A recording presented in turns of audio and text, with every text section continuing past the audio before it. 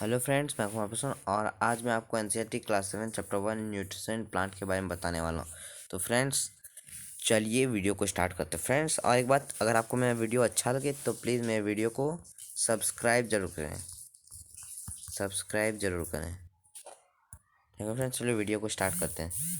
Friends यहाँ पे जैसे कि दिया हुआ है टॉपिक्स टू बी कवर।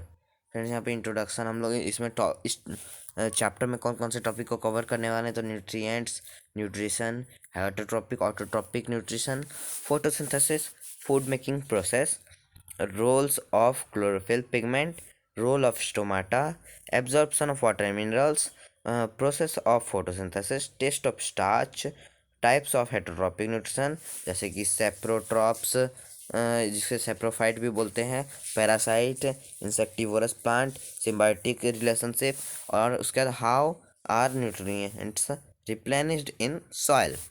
इन सब टॉपिक को हम डिस्कस करने वाले हैं। तो चलिए फ्रेंड्स चैप्टर को स्टार्ट करते हैं। फ्रेंड्स यहाँ पे इंट्रोडक्शन में कुछ पिक्चर्स दिए हैं, इन्हें ऑब्जर्व कीजिए। और इनमें कुछ नहीं है फ्रेंड्स, बस इनमें बताया गया है कि कौन कौन से यहाँ पे जो फिगर दिए हैं वो लोग कौन कौन से type of mode of nutrition को इनटेक करते हैं, वही आपको बताना है। चलिए फ्रेंड्स, ये आप चैप्टर पढ़ने के बाद अच्छी तरह बता सकेंगे। चलिए फ्रेंड्स चैप्टर को स्टार्ट करते हैं। फ्रेंड्स यहाँ पे कैरेक्टरिस्टिक्स ऑफ लिविंग ऑर्गेनिज्म आप हैं, उसके लिए कोई कैरेक्टरिस्टिक्स होता है, उसके लिए कुछ होता है फ्रेंड्स कि ये रूल फॉलो करना चाहिए तब वो लिविंग ऑर्गेनिज्म हो सकते हैं। तो वो रूल क्या क्या है कि उनमें ग्रोथ होना चाहिए, वो अगर लिविंग ऑर्गेनिज्म है तो उनमें वो न्यूट्रिएंट्स लेना चाहिए, वो मतलब उनको खाना लेना पड़ेगा। अगर वो खाना नहीं लेते हैं तो वो लिविंग ऑर्गेनिज्म नहीं है। वे रिस्पायर करेंगे, वो प्रोडक्ट मतलब वो प्रोडक्शन भी करेंगे, रिप्रोडक्शन, वो अपने यंग वंस को बर्थ देंगे। उसके बाद फिर वो मूवमेंट भी करेंगे, वो मूवमेंट कर सकेंगे। उसके बाद वो एक्सक्रीशन कर सकेंगे, और साथ ही साथ वो उनकी सेंसिटिविटी भी होगी। आई, नोज़, ईयर, टंग, ये सब उनकी स्किन, ये सब उनकी सेंसिटिविटी होगी। और फ्रेंड्स इनमें से अगर मोर देन थ्री से ज़्यादा करेक्टरिस्टिक्स को फॉलो करते हैं तो समझिए वो लिविंग ऑर्गेनिज्म है। जैसे ट्री का एग्जांपल लीजिए। ट्री में ग्रोथ होता है, वो न्यूट्रिएंट्स भी लेते हैं, वो रिस्पायरेशन भी करते हैं, रिप्रोडक्शन भी करते हैं, मूवमेंट नहीं करते हैं, एक्सक्रीशन भी करते हैं, और ये उनमें नहीं होता है सेंसिटिविटी। फ्रेंड्स इनमें क्या क्या होता है, 1 2 3 4, वो 4 टाइप्स ऑफ कैरेक्टरिस्टिक्स को फॉलो करते हैं। तो वो लिविंग ऑर्गेनिज्म है। और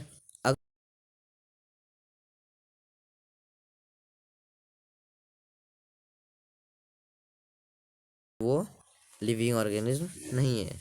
जैसे कि हम छोटा सा एग्जांपल लेते हैं, कार वो क्या करता है, ग्रोथ नहीं करता है, न्यूट्रिशन लेता है नहीं लेता है, उसके बाद रिस्पायरेशन करता है नहीं करता है। अच्छा चलो, आप समझते होंगे कि वो फ्यूल रहता है तो वो न्यूट्रिएंट्स लेता है। तो चलिए इसको टिक कर देते हैं, इसको मैं डिलीट करता हूँ, इसको मैं कट करता हूँ, इसको टिक कर देता हूँ, और इसको कट करूँगा, फिर इसको भी कट करूँगा। अगर 100 साल तक रहा तो क्या वो रिप्रोडक्शन करेगा? कुछ नहीं करेगा। वो मूवमेंट, इसे भी ऑन कर दे, ये करेगा, मूवमेंट करेगा। वो एक्सक्रीशन करेगा क्या? एक्सक्रीशन नहीं करेगा। अच्छा चलिए, आप बोलिएगा कि वो धुआं एक्सक्रीट करता है, तो इसे भी कर देते हैं टिक। लेकिन ये 3 को ही फॉलो कर रहा है, मैंने बोला था मोर देन 3, ये 3 को ही फॉलो कर रहा है, तो मतलब ये लिविंग ऑर्गेनिज्म नहीं है। चलिए फ्रेंड नेक्स्ट स्लाइड की ओर। यहाँ पे वही कैरेक्टरिस्टिक्स को दिया हुआ है, उसमें मूवमेंट होना चाहिए, रिस्पायरेशन होना चाहिए, सेंसिटिविटी होना चाहिए, ग्रोथ होना चाहिए, रिप्रोडक्शन होना चाहिए, एक्सक्रीशन होना चाहिए, और वो न्यूट्रिएंट लेना चाहिए। ये सब दिया हुआ है फ्रेंड्स। तो चलिए नेक्स्ट स्लाइड की ओर। यहाँ पे दिया organism need food for, organism को फूड किस लिए चाहिए? तो पहला, टू ऑब्टेन एनर्जी, एनर्जी लेने के लिए। दूसरा, फॉर ग्रोथ, बढ़ने के लिए, उनका ग्रोथ, प्रॉपर ग्रोथ के लिए उन्हें न्यूट्रिएंट्स चाहिए। तीसरा, for repair of damaged body parts और फॉर रिपेयर ऑफ टिश्यूज़। और फिर चौथा, कैरी आउट लाइफ प्रोसेसेस, इन सभी के लिए उन्हें फूड की आवश्यकता होती है। चलिए नेक्स्ट स्लाइड किया। कंपोनेंट्स ऑफ फूड क्या क्या होते हैं? कंपोनेंट ऑफ फूड हम लोग पहले भी पढ़ चुके हैं। फैट्स होते हैं, प्रोटीन होते हैं, विटामिन एंड मिनरल्स होते हैं, कार्बोहाइड्रेट होते हैं। इसके अलावा वाटर और रफेज भी होते हैं, वो एक्स्ट्रा में आते हैं, उनको पढ़ने की ज़रूरत नहीं है अभी। अब चलिए फ्रेंड्स न्यूट्रिएंट्स का डिफिनेशन पढ़ते हैं। Protein, carbohydrate, protein, fats, vitamin and minerals are the component of food. These components of food are necessary for our body and are called nutrients. Nutrient किसे कहते हैं? प्रोटीन, कार्बोहाइड्रेट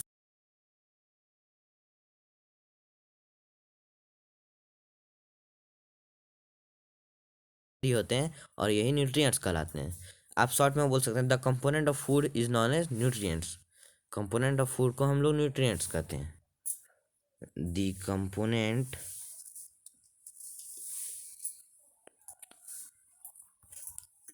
ऑफ फूड, ये है food, the component of food is called nutrients.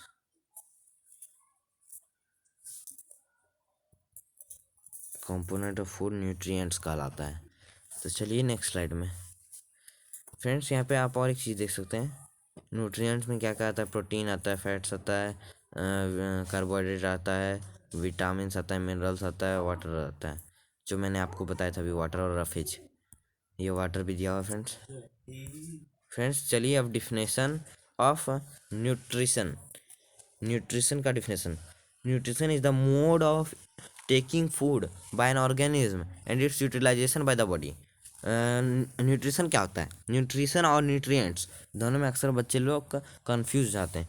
Nutrients उस nutrients component of food को nutrients बोलते हैं, और न्यूट्रिशन कंपोनेंट ऑफ फूड को लेने, खाने का प्रोसेस और उसको बॉडी के अंदर यूज करने का प्रोसेस, यूटिलाइज करने का प्रोसेस, उसी को हम लोग न्यूट्रिशन बोलते हैं। दोनों में यही अंतर है फ्रेंड्स, कि एक उस कंपोनेंट ऑफ फूड को ही बोलते हैं न्यूट्रिएंट्स, और एक में कंपोनेंट ऑफ फूड को लेने का, खाने का प्रोसेस और उसको यूज करने का प्रोसेस को न्यूट्रिशन बोलते हैं। तो ये क्लियर हो गया। चलिए फ्रेंड्स नेक्स्ट स्लाइड में फ्रेंड्स, यहाँ पे और भी कुछ है, देख लीजिए friends. Mode of taking of nutrition, mode of taking of nutrition, तो फिर देखिए निबलिंग, ये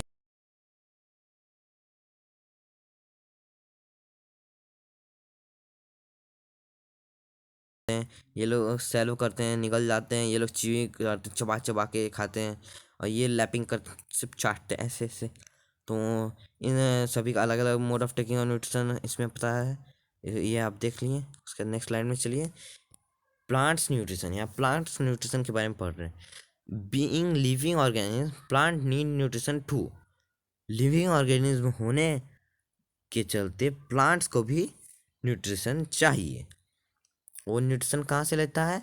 सन से लेता है, CO2 और वाटर, इन सभी के हेल्प से लेता है। इन सभी से के मदद से फोटोसिंथेसिस करके फूड बनाता है। चलिए नेक्स्ट स्लाइड किया, यहाँ हम लोग पढ़ेंगे autotrophic and heterotrophic nutrition. Autotrophic nutrition किसे कहते हैं?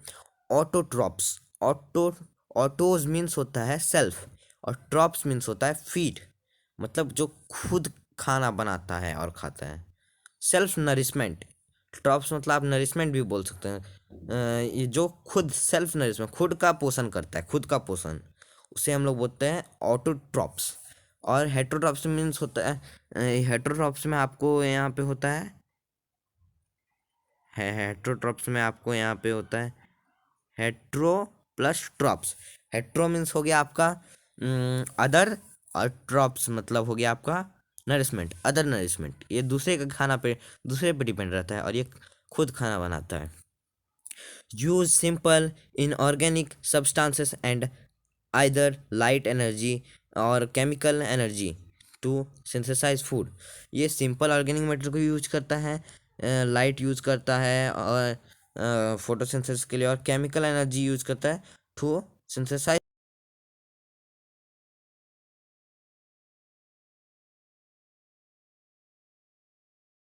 Energy through intake and digestion of organic matter, plants और प्लांट टिश्यूज। सॉरी एनिमल और प्लांट टिश्यूज। ये हेटरोट्रॉप्स किससे भोजन लेता है?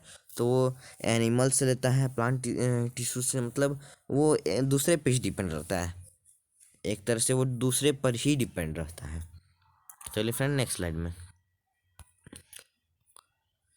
फ्रेंड्स यहाँ पे दिया है photosynthesis, food making process. Photosynthesis friend सबसे पहले डिफिनेशन जानिए। The process of making food by the plants on their own with the help of carbon dioxide, sunlight, chlorophyll and water is known as photosynthesis। और यहाँ देखिए क्या definition दिया है। Photosynthesis the process by which green plants and certain other organism transforms transform light energy into chemical energy. इस process में green plant जो होता है और या फिर दूसरे ऑर्गेनिज्म लाइट एनर्जी को केमिकल एनर्जी में ट्रांसफॉर्म करता है, उसको बदलता है during photosynthesis in green plant. Green plant में जब फोटोसिंथेसिस होता है तो फिर light energy is captured and used to convert water, carbon dioxide and minerals into oxygen and energy rich organic compound।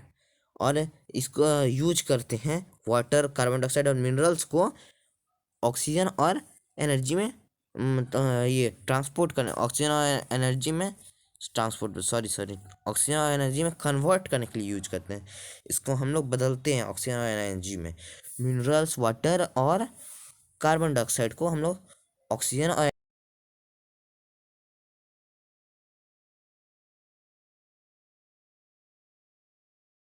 जो है अल्टीमेट सोर्स ऑफ एनर्जी होता है, ये तो आप जानते होंगे फ्रेंड्स। अच्छा यहाँ आप एक चीज़ गौर करने वाली बात है, आप ऐसे बहुत ही आसानी से समझ सकते हैं।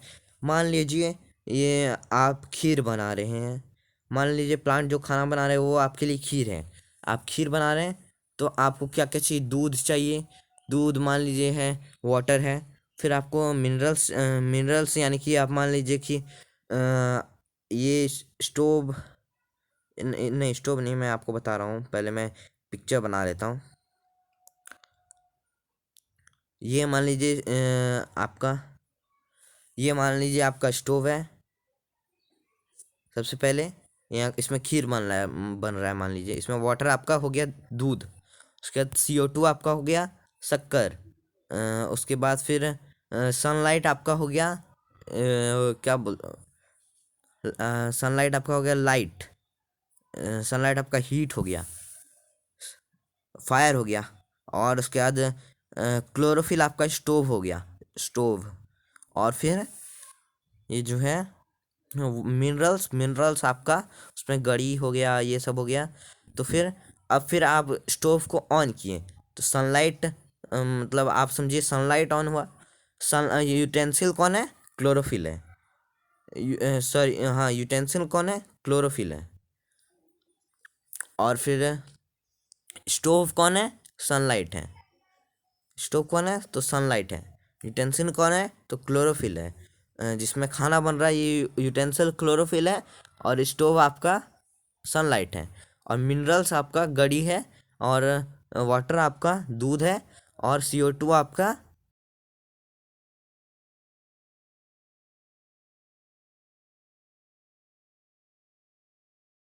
जिसमें खाने में आपका खुशबू होता है, और उसके बाद फिर खाना भी होता है।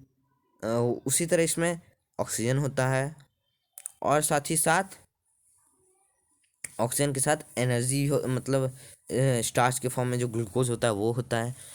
तो इस एग्ज़ाम्पल के मुझे उम्मीद है आप इस एग्ज़ाम्पल से कुछ आपको आइडिया लग गया होगा कैसे प्रोसेस होता है। तो हम लोग सनलाइट, वाटर, उसके बाद CO2, शुगर और मिनरल्स, इन सभी की हेल्प से फोटोसिंथेसिस का प्रोसेस कैरी आउट होता है।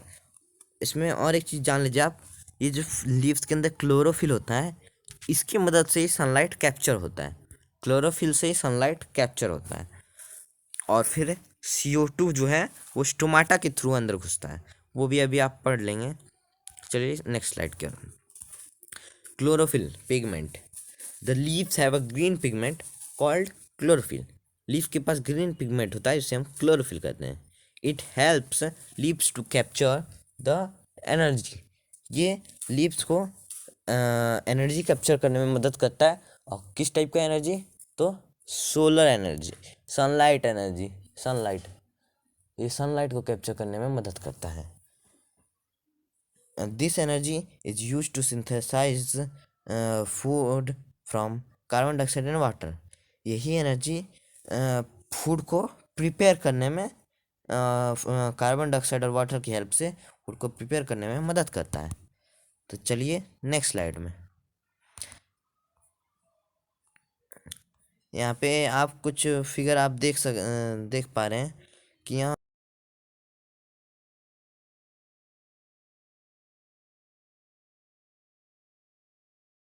है सनलाइट, ये क्लोरोप्लास्ट, इसके अंदर क्लोरोफिल, ये क्लोरोफिल यहाँ इसी में सनलाइट कैप्चर होकर रहता है। तो चलिए नेक्स्ट स्लाइड में। स्टोमाटा के बारे में आप पढ़ रहे हैं। Carbon dioxide from air is taken in through the tiny pores present on the surface of the leaves.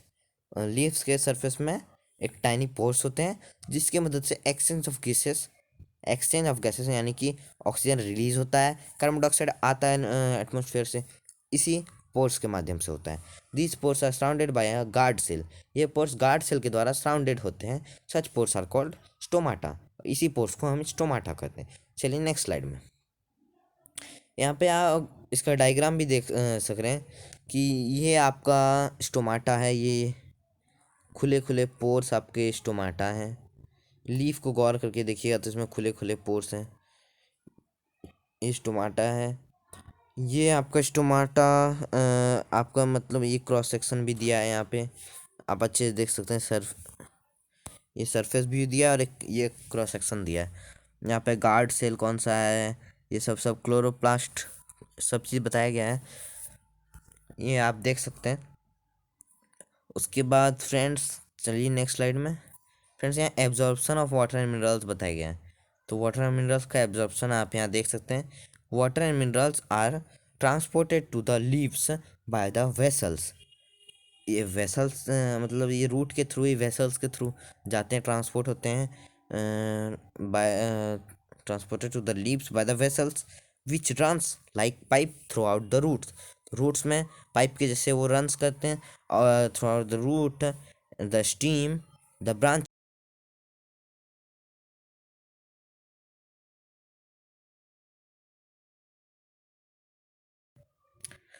Vessel हैं। इसके बारे में आप आगे भी पढ़ेंगे किस टाइप के वेसल में वाटर ट्रांसपोर्ट होता है।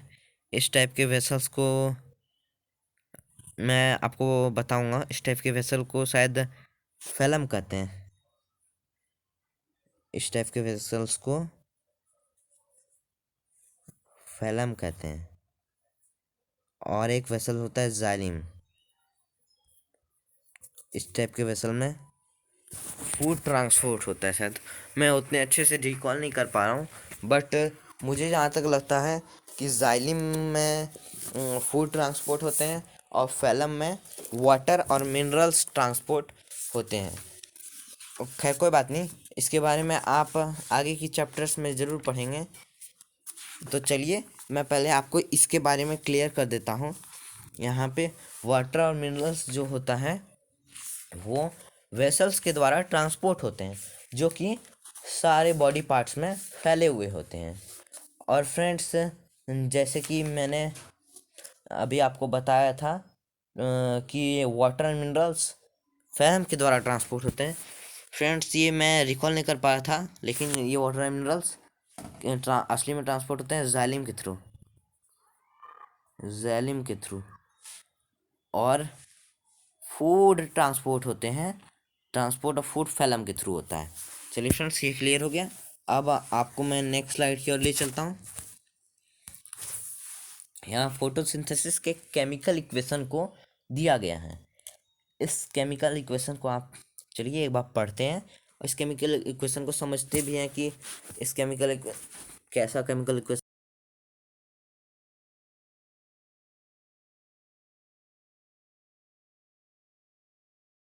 वाटर सनलाइट बाय क्लोरोफिल होता है, CHLO,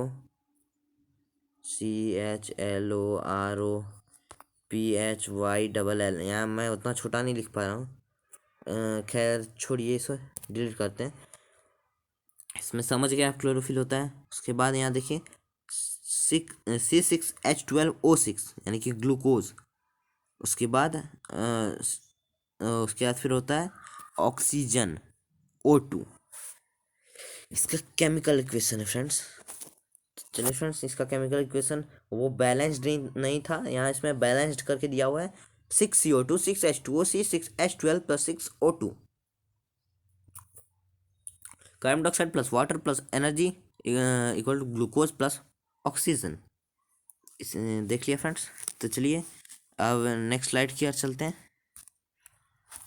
फ्रेंड्स यहाँ पे फोटोसिंथेसिस का और भी कुछ दिया हुआ है कि chlorophyll traps light energy to make food और water absorb from the root, carbon dioxide enter through the stomata of the leaves, starch food in the starch stored food in the other part of the plants turns iodine dark blue. उसके बाद फिर given off into air, oxygen given off into air. ये सबको friends आपने देख लिया। चलिए friends next slide की ओर। फ्रेंड्स यहाँ पे टेस्ट ऑफ स्टार्च दिया हुआ है। सबसे पहले लीव्स अटैच्ड विथ प्लांट, उसमें एक ब्लैक स्ट्रिप को ढक देते हैं, और क्लिप टू होल्ड पेपर, और पेपर को क्लिप के सहारे उसमें लगा देते हैं। उसके बाद हॉट वाटर, उसके बाद कुछ दिन छोड़ के उसके बाद उसमें हॉट वाटर जो है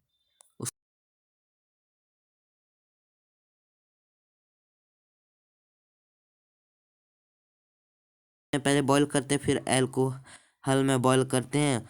उसके बाद उस लीफ को हम उस लीफ में कुछ टेस्ट करते हैं स्टार्च का आयोडीन के साथ। तो फिर बाकी का पार्ट मतलब बाकी का पार्ट फ्रेंड्स ब्लू हो जाता है, पर्पल टाइप का हो जाता है, पर्पलिश ब्लू हो जाता है।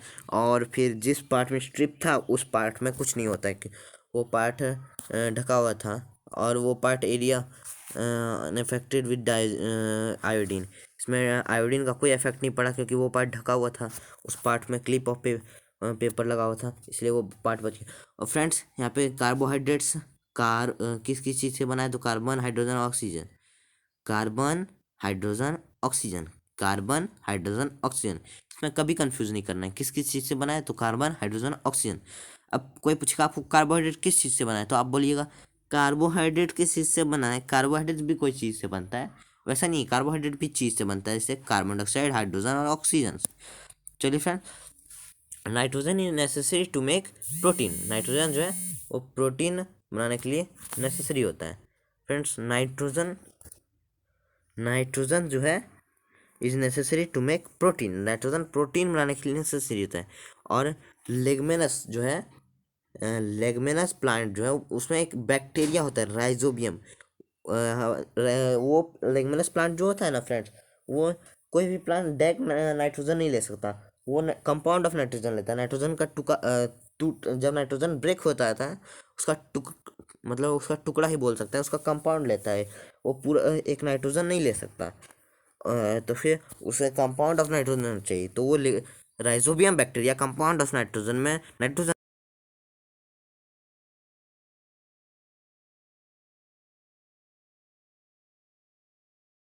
Fertiliser rich in nitrogen. तो फिर नाइट्रोजन नेसेसरी, नाइट्रोजन प्रोटीन बनाने के लिए नेसेसरी है, इसलिए हमको फर्टिलाइज़र भी डालना पड़ता है क्योंकि उसमें नाइट्रोजन रहता है, इसलिए हम लोग फर्टिलाइज़र डालते हैं। तो फर्टिलाइज़र क्यों डालते हैं, क्लियर हो गया, क्योंकि फर्टिलाइज़र में नाइट्रोजन भी रहता है, और नाइट्रोजन प्रोटीन मतलब नाइट्रोजन ही प्रोटीन को बनाता है, और प्रोटीन तो जरूरी है ही। चलिए नेक्स्ट स्लाइड में। लीफ का वेरियस कलर होता है, क्योंकि अगर लीफ में वेरियस कलर होता है इसका मतलब आप नहीं समझिएगा कि जिस लीफ का कलर रेड है उसमें क्लोरोफिल नहीं है। उसमें क्लोरोफिल है, पर क्लोरोफिल का मात्रा कम है अदर पिगमेंट के कंपेयर में। उसमें रेड पिगमेंट ज़्यादा है, इसमें इस लीफ में रेड पिगमेंट ज़्यादा है, क्लोरोफिल कम है, इसलिए ये रेड कलर का दिख रहा है। The leaves other than green also have chlorophyll. The large amount of red, brown and other pigment mask the green color.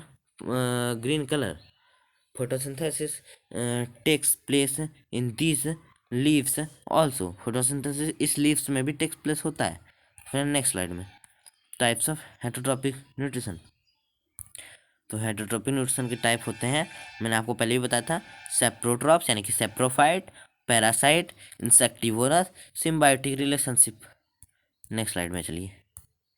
Saprotrophs के बारे में. The mode of nutrition in which plant take in nutrients in solution form from dead and decay matter is called saprotrophic nutrition या फिर saprophytic nutrition. तो फिर क्या होता है इस मोड ऑफ न्यूट्रिशन में हम लोग डेड एंड डीके मैटर से एक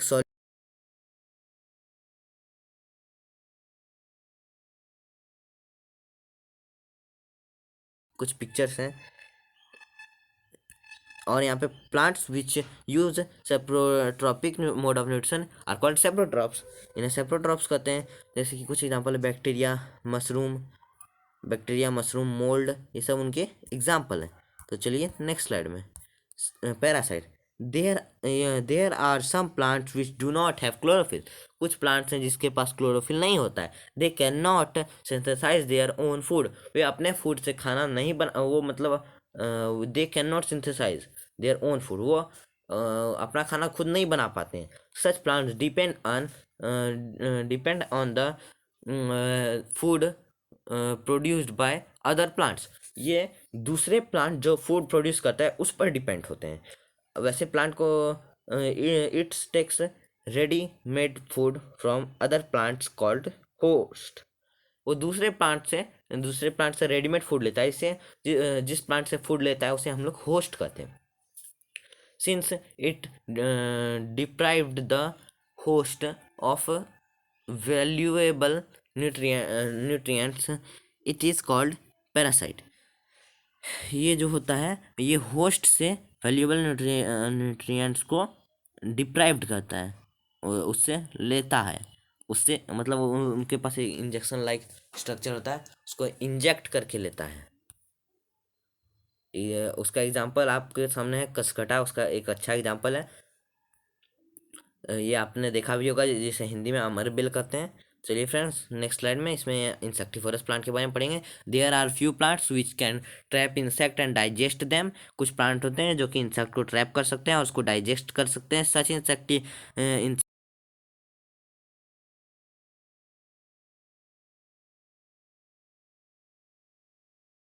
from the soil in which they grow. और वो प्लांट सारे टाइप ऑफ न्यूट्रिशन को नहीं प्राप्त कर पाते हैं जिस सॉइल में वो ग्रो करते हैं.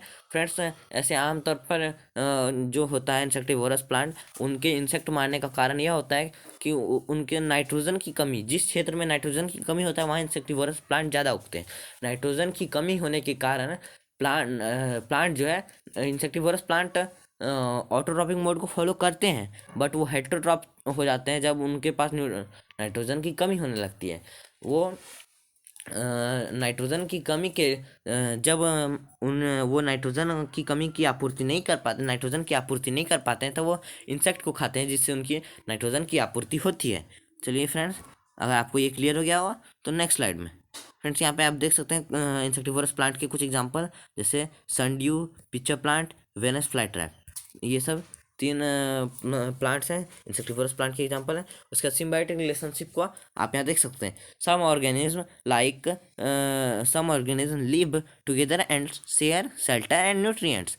कुछ ऑर्गेनिज्म साथ रहते हैं और अपने शेल्टर को शेयर करते हैं और अपने फूड को मतलब और भी कोई मान लीजिए आप और आपके दोस्त हैं, आप उनको फूड दे रहे हैं, बदले में वो आपको घर रहने के लिए दे रहे हैं. तो फिर उस टाइप के रिलेशन को सिम्बायोटिक रिलेशनशिप कहते हैं.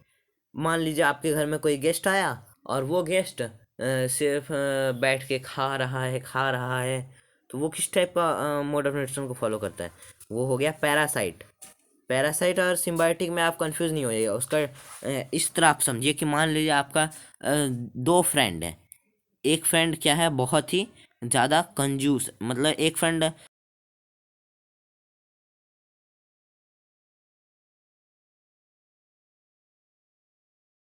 आपको मतलब किसी कहीं आपको भूख लगा तो फिर आप खाना खाएं, वो आपको कभी खाना नहीं खिलाता है, आप भी आप उसको खाना खिलाते हैं, आप उसके पैसे देते हैं, वो आपको कभी ऐसा कुछ नहीं करता है। वो आपका हो गया पैरासाइट, वो आपका कभी लाभ नहीं करता है। और एक फ्रेंड है आपका, वो आपको खिलाता है, आप भी उसको खिलाते हैं। वो आपको मान लीजिए कहीं आज होटल में ले गया, चलिए तुम होटल में, आप दूसरे दिन उसको अपना घर ले आए, तीसरे दिन वो फिर कहीं अपना घर ले गया, तो फिर आप भी सोचे चलो तुमको आज होटल में खिला देते हैं। ऐसे करके आप उसमें सिम्बायोटिक, उसे सिम्बायोटिक रिलेशनशिप कहते हैं।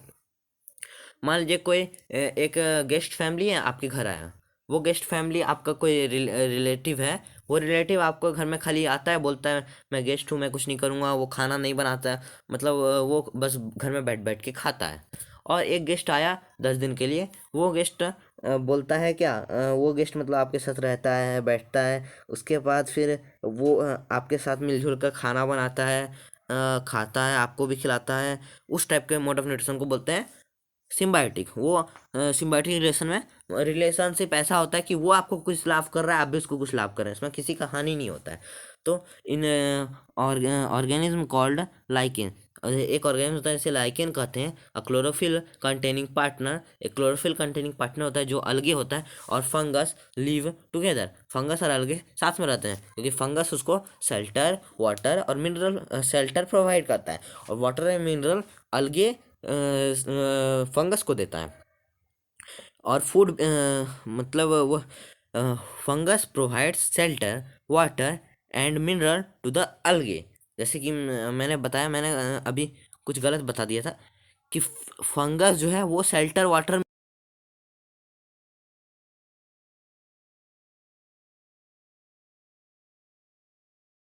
इसी तरह दोनों एक साथ रह के लाइकेन, लाइकेन के तौर पर एक साथ रहते हैं, फंगस प्लस अलगे। देखिएगा एग्जाम में ऐसा क्वेश्चन आता है, अलगा प्लस फंगस इक्वल टू, तो यहाँ होगा लाइकेन। मतलब अलगा और फंगस, फंगस अगर सिम्बायोटिक रिलेशन करेंगे तो वो क्या बनाएंगे, वो बनाएंगे लाइकेन। अभी लाइकेन प्लांट यहाँ से आपको दिखेगा, ये देखिए, आप यहाँ देख सकते हैं, ये आप यहाँ देख सकते हैं फंगस और अलगे का रिलेशनशिप। ये यहाँ भी आप देख सकते हैं फंगस प्लस अलगे इक्वल टू लाइकेन। चलिए नेक्स्ट स्लाइड में, यहाँ plants need nitrogen in a soluble form, plant को नाइट्रोजन सॉल्युबल फॉर्म में चाहिए। The bacterium called rhizobium can convert atmosphere nitrogen into soluble form. वही मैंने आपको बताया था, वो कंपाउंड ऑफ नाइट्रोजन में तोड़ता है राइजोबियम बैक्टीरिया प्लांट के यूज के लिए। But rhizobium can not make its own food, लेकिन राइजोबियम अपना खाना खुद नहीं बना सकता है, इसलिए वह लुमिनस प्लांट के रूट्स में रहता है, और बदले में वो उसको नाइट्रोजन देता है, तो बदले में प्लांट उसको खाना देता है, उस बैक्टीरिया को खाना और शेल्टर देता है, उसको आश्रय देता है। इसमें आप उसको देख सकते हैं, ये आपका हो गया राइजोमी, मतलब ये आपका बैक्टीरिया इसमें हो गया, और ये नाइट्रोजन को आपको कंपाउंड ऑफ नाइट्रोजन में तोड़ के यूज कराता है। ये आप इसमें बैक्टीरिया देख सकते हैं, ये वाइट वाइट वाइट वाइट, और ये बैक्टीरिया को गौर करके दिखाया गया है। तो फिर कंपाउंड ऑफ नाइट्रोजन में, मतलब आप उसको कंपाउंड ऑफ नाइट्रोजन दिए, आप उसको नाइट्रोजन दिए, वो आपको फूड शेल्टर दिया। इस प्रकार से वो लोग सिम्बायोटिक रिलेशनशिप में रहते हैं। चलिए फ्रेंड्स, इसमें एग्जांपल ऑफ लेगुमिनस प्लांट में आप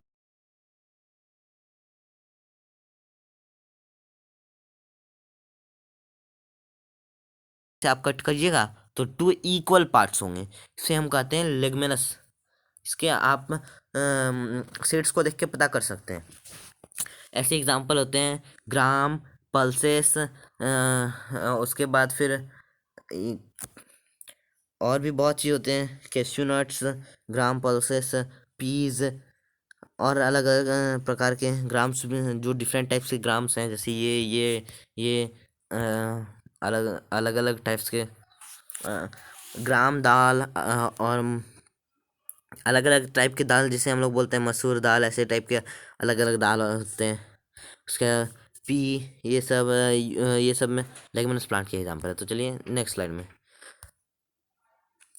how nitrogen replenished in soil, soil में नाइट्रोजन कैसे यूज किया जाता है वो आपको यहाँ देखना, मतलब नाइट्रोजन का आप क्या बोल सकते हैं, यूज जो बोलिए आप नाइट्रोजन का छिड़काव बोल सकते हैं। स्प्रेडिंग मैन्यूर और फर्टिलाइजर इन द फील्ड में आपको खाद जब आप लोग छींटते हैं कि fertilizer and manure contains plants nitrogen such है nitrogen potassium phosphorus etcetera.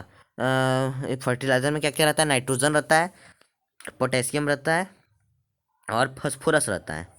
These nitrogen needs to be added from time to time to enrich the soil। और सॉइल को फर्टाइल बनाने के लिए इन सभी न्यूट्रिएंट्स की आपूर्ति जरूरी है और इन्हें टाइम टाइम पे ऐड करना चाहिए। Growing leguminous plant that can fix atmosphere nitrogen with the help of rhizobium bacteria.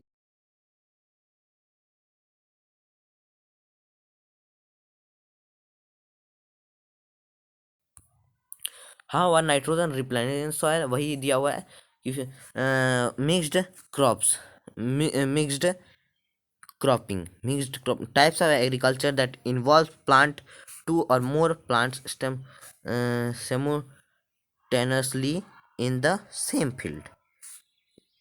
दो types of agriculture that involves to planting two or more plant, अच्छा एक साथ आप दो या दो से अधिक विभिन्न प्रकार के पौधे फील्ड में मतलब लगाते हैं तो फिर वो भी हेल्प मान लीजिए ये जो है ना लेगमेनस प्लांट ये बहुत ही ज़्यादा हेल्पफुल है।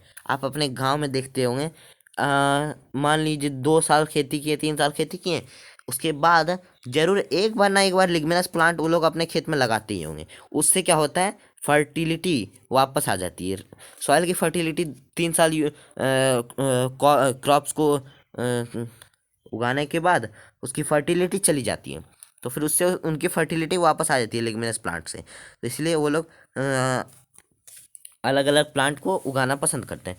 The crops of different the growing of different crops in succession on a piece of land to avoid हॉस्टन exhaustion of soil nutrients and to control weeds pests and diseases. यही सब मैंने अभी जो आपको बताया सॉइल न्यूट्रिएंट्स को के एग्जॉशन से अवॉइड करने के लिए मतलब उसके नहीं नहीं जाने से उनको बचाने के लिए उनको अवॉइड करने के लिए और अलग अलग डिजीज़ के इस पे कंट्रोल करने के लिए वो लोग क्रॉप का रोटेशन करते हैं। और फिर यहाँ पे आप देख सकते हैं क्रॉप रोटेशन कुछ दिया हुआ है पोटैटो टोमेटो लेगमिनस में पीज बोर्ड बीज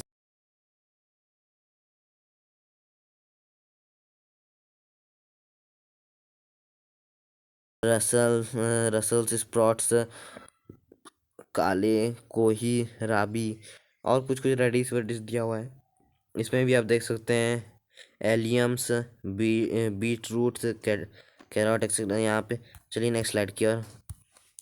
यहाँ पे दिया है फील्ड फील्ड फेलोज। यहाँ पे दिया हुआ है leaving the field uncultivated for a specific period to avoid exhaustion of the soil nutrients. leaving the field uncultivated for a specific period to avoid exhaustion of soil nutrients। अगर आप एक निश्चित समय के लिए फील्ड को अनकल्टिवेटेड रखेंगे तो फिर उससे न्यूट्रिएंट का एक्सोशन रुकेगा और फिर making compost. Compost is organic matter that can be decomposed in a process called composting. Composting के द्वारा कंपोस्ट को बनाया जाता है। This process recycle various organic matter otherwise regarded as waste products and produces a soil container. और फिर यही recycling process होता है ऑर्गेनिक मैटर से मतलब वेस्ट मटेरियल से ये प्रोड्यूस करता है ये प्रोडक्ट को। उसका आप पहले वर्मी कंपोस्टिंग भी क्लासेस में पढ़ेंगे वो कंपोस्टिंग से भी ज़्यादा फायदेमंद होता है। चलिए नेक्स्ट स्लाइड में वो अर्थवॉर्म के द्वारा होता है वर्मी कंपोस्टिंग। इसमें समरी दिया हुआ है all organism need food and utilize it to get energy for growth and maintenance of their body. Green plants synthesize food for themselves by the process of photosynthesis. They are autotrophs. Plants like cascatar parasite, they take food from the host. Plants use simple